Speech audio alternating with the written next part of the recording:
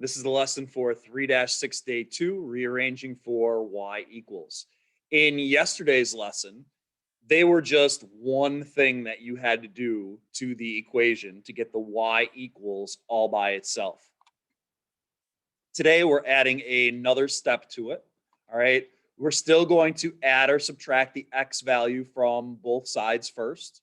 Then you're going to change the order so that it's in your mx plus b form. But we're adding this third step. Now, this third step that we're adding today is you have to divide each and every term individually by whatever number's in front of the y to get the y all by itself. We still want our final answers in this form where we have like y equals 2x plus 1.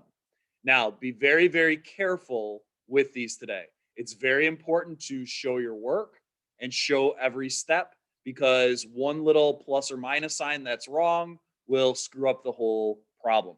So if we take a look at this first one, we want to try and get this y all by itself. So just like yesterday, we want to first do minus x and minus x. Those x's cancel out. We're bringing down a negative y. We're bringing down an equal sign. Just like yesterday, we want to switch around the order. All right. We don't want to say 3 minus x, because remember, we want it in this form. We want the x to come first, then your plain plus or minus your number. So 3 minus x is just negative x plus 3.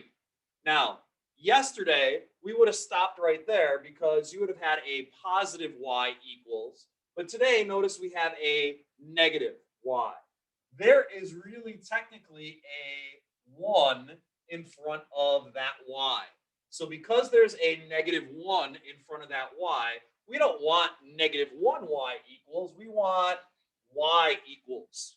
So this is negative 1 times y. The opposite of times is divide. So I want to divide by negative 1, divide by negative 1, divide by negative 1.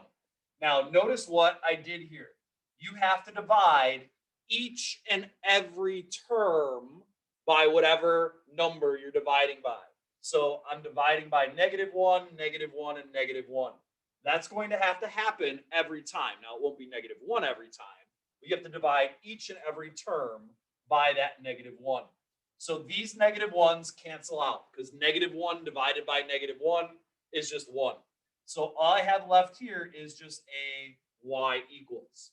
Now, just like we had a 1 in front of the y, we have a 1 in front of the x as well. Negative 1x, or negative 1 divided by negative 1, is positive 1x. And then 3 divided by negative 1. Now, this is a positive 3 because of the plus sign. If it was a minus 3, that would be a negative 3, but it's not. It's a positive 3. So positive 3 divided by negative 1 is negative 3, but when we write it, we're going to write minus 3. So this is our answer to this one. Y equals 1x minus 3. Now, technically, do you need the 1 in front of the x? No, because it's a 1. So technically, there is a second answer that you could have here. You could just have y equals x minus 3. You don't have to put the 1. Let's take a look at the middle problem. In the next problem, again, we want to try and get the 2y all by itself. To get that 2y all by itself, we need to get rid of the negative 2x. We get rid of the negative 2x by doing plus 2x and plus 2x to each side of the equal sign. Remember, whatever you do to one side of the equal sign, you have to do to the other side. Those two x's cancel out. Bring down your 2y, bring down your equal sign. Now, just like yesterday, remember, you can't add together 4 plus 2x. That does not add up to 6x. We can't add together plain numbers and x's. So 4 plus 2x, we want it in this form. So all that we want to do is switch around that order. 4 plus 2x is really 2x plus 4. Now, we don't want a 2y all by itself. We want a y all by itself. So this is really 2 times y. The opposite of times is divide. When I go and divide, I have to divide all three numbers, all three values, all three terms by that number. So divide by 2, divide by 2, divide by 2. These 2's cancel out because 2 divided by 2 is just 1. So I have y equals 2 divided by 2 is 1. So this is going to be 1x. 4 divided by 2 is 2. That is a positive 2. So I'm going to put plus 2. This would be a perfectly fine answer. Again, just like in the last problem where we had a 1x, technically this one has a second answer as well. You could just put x plus 2. Take a look at the third one. In the third one, again, we want to try and get this 4y all by itself. To get this negative 4y all by itself, we need to get rid of the 8x. We get rid of the 8x by doing minus 8x and minus 8x. Those 8x's cancel out. Bring down your negative 4y, bring down your equal sign. 12 minus 8x. We can't do a plain number minus an x, but we can switch around the order. So 12 minus 8x is just negative 8x plus 12. Now, we want to try and get that y all by itself. Here we have negative 4 times y. The opposite of times is divide. So I have to do divide by negative 4, divide by negative 4, divide by negative 4.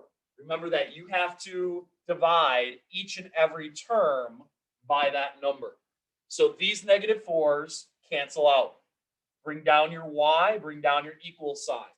Negative 8 divided by negative 4 is positive 2x, because a negative divided by a negative is a positive.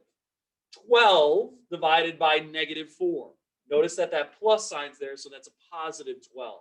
12 divided by negative 4 is negative 3. So when I write it, it's going to be minus 3. Take a look at this next one. Again, trying to get this 4y all by itself, we need to get rid of the minus 3x. We get rid of a minus 3x by doing plus 3x and plus 3x. Those 3x's cancel out. Bring down our 4y, bring down our equal sign. I can't add these together, but I can switch around the order. So negative 4 plus 3x, when we switch around the order, moving the sign in front of it with it, becomes 3x minus 4. This is 4 times y. The opposite of times is divide, so I want to divide by 4, divide by 4, divide by 4. Again, make sure that when you divide each and every term by that number. Those 4's cancel out. So bring down my y equals, which is what we want. Now, here's where it gets a little bit tricky. Think back to graphing lines for a second. When we have equations like this, remember the m stands for your slope. Slope can always be written as a fraction, right? Slope can always be written as a fraction. Remember that when we were graphing lines, you had equations like y equals 1/2 x minus 5. We could just leave that number in front of the x as a fraction. So when you have a number that doesn't divide evenly, now here we had negative 8 divided by negative 4, which was positive 2. Here we had 2 divided by 2, which was 1. Here we had negative 1 divided by negative 1, which was positive 1. This one doesn't divide evenly. 3 divided by 4 is a decimal.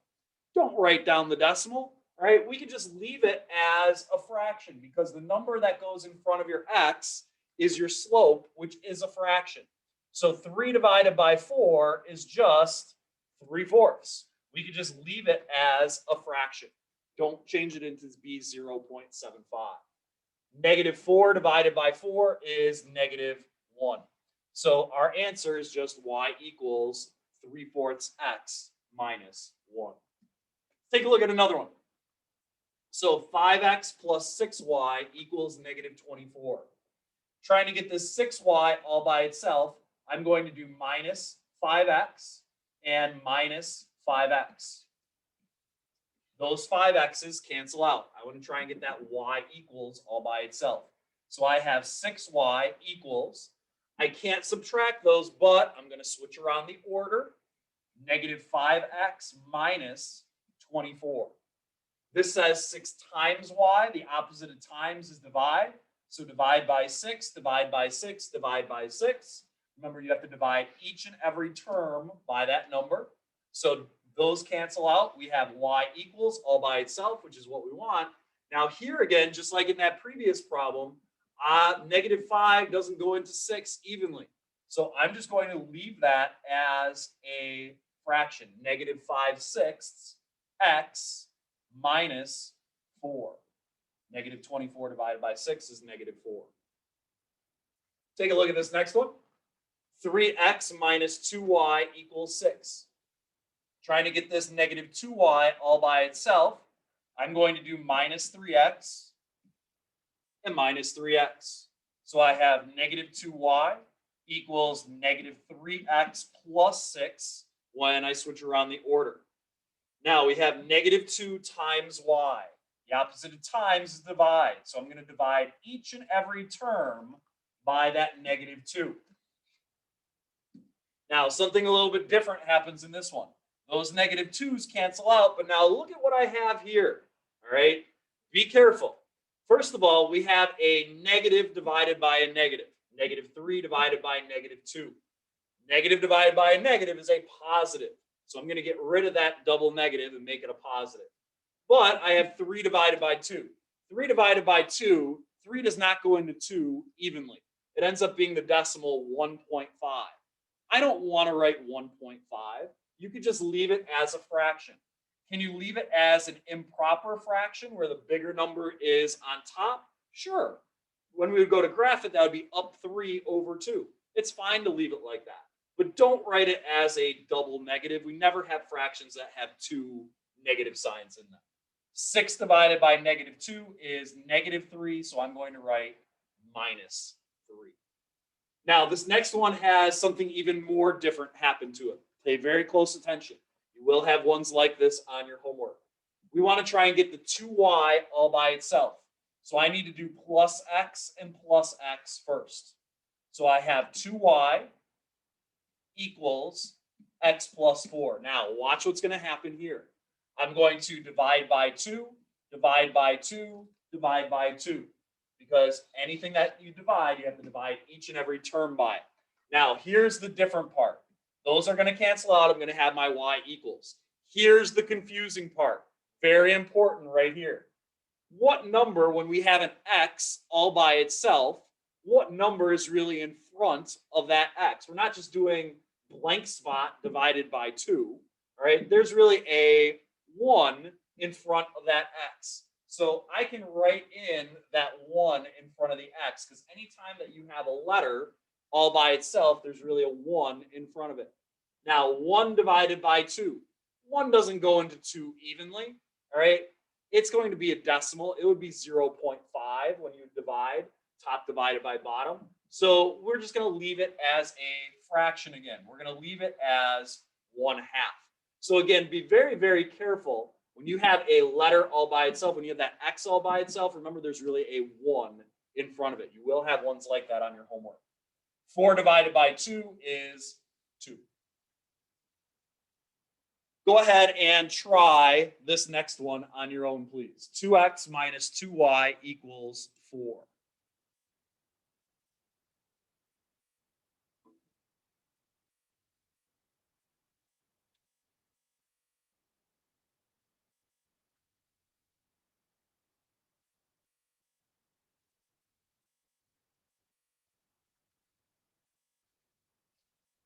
So when we go to do this, we're trying to get this -2y all by itself. So we want to do minus 2x and minus 2x first.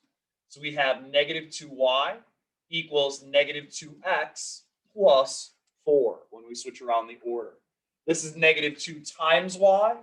We want to divide by -2, -2, and -2.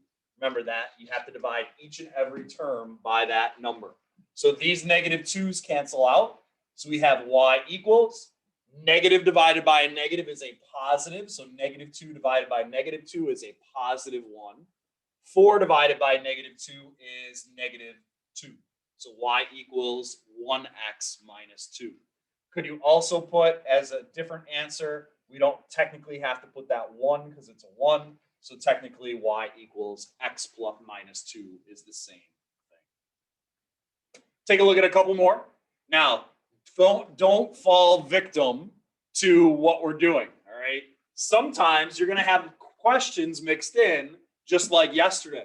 Notice that in this one, if we want to try and get that y all by itself, we would do plus 3x and plus 3x. Switch around the order, we would have 3x plus 4. Do I need to divide anything here? No. All right, sometimes you don't have to divide. If the y is already all by itself, that is your answer. You don't have to divide anything. Now, if you get into that habit of dividing, you might put a 1 in front of that y and then divide by 1, divide by 1, divide by 1. That's fine. You're going to get 3 divided by 1 is 3. 4 divided by 1 is 4. It's the same exact answer, all right? So sometimes they're going to try and trick you by throwing in the questions from yesterday into today's, right, where there's really that 1 in front of the y. Another example of that type of problem is this one, minus 5x minus 5x. Notice that in this one, when I go to switch around the order, I have a y all by itself already. Technically, there's a 1 in front of it. I can divide by 1, 1, and 1. But just like in the previous question, I'm going to get that same exact answer. Take a look at this next one. We have a plus 6x and a plus 6x first to try and get the y, 3y all by itself.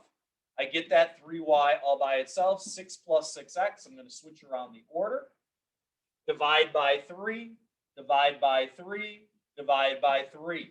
So y equals 2x plus 2. Be careful in this next one. Minus x and minus x first to get that 2y all by itself. Now, this is one of those ones that is that sort of weird question that we talked about before. When you go and divide by 2, divide by 2, and divide by 2, notice what happens here. What number is really technically in front of that x? There is technically a 1 in front of that x. So what do you have as an equation here? You have negative 1 over 2. So you have the fraction negative 1/2. Be very careful there. Negative 6 divided by 2 is negative 3. 2 more. That's it. Take a look at this one. We want to try and get the 5y all by itself. So we're going to do minus 10x and minus 10x. So I have 5y equals negative 10x plus 15. Divide by 5, divide by 5, divide by 5. Again, make sure you're dividing each and every term by that 5. Those 5s cancel out. Y equals negative 2x, because negative 10 divided by 5 is negative 2. 15 divided by 5 is positive 3. So I'm going to write plus 3. And in this last one, again, trying to get the 3y all by itself. To get rid of that minus 2x, I'm going to do plus 2x and plus 2x. So I have 3y equals 2x plus 6 when I switch around the order. Divide by 3, divide by 3, divide by 3. Again, be very careful. 2 does not go into 3 evenly. So I'm just going to leave it as a fraction, 2/3. 6 divided by 3 is 2. So I'm going to have plus 2. So again, be very careful with a couple things. You always want it in that proper notation. Sometimes you'll have to leave things in fraction form, just like we did here with the 2/3. Other times, remember, you will have to put a 1 in front of the x to become 1/2.